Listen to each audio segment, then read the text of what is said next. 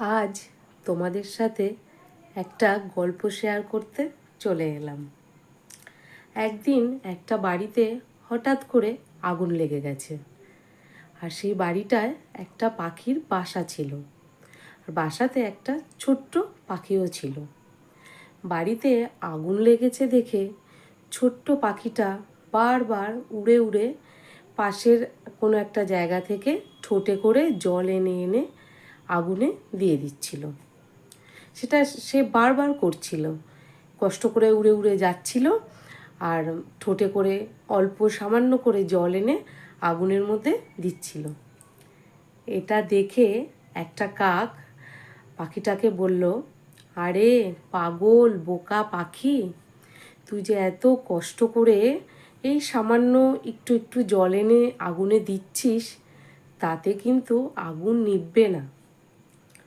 তখন পাখিটা বলল, সেটা আমি জানি, তবে যখনই এই আগুনের কথা উঠবে, তাতে যারা আগুন নেভানোর চেষ্টা করেছিল তাদের দলে আমি থাকব, আর যারা তামাশা দেখছিল তাদের দলে তুমি থাকবে।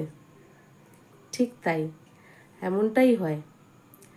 আমাদের বিপদে বা দুঃসময়ে অনেকেই আছে যারা তামাশা দেখে, আর যারা মন থেকে সাহায্য করতে চায় তাদের নানাভাবে কটাক্ষ করে, তাদের সমালোচনা করে।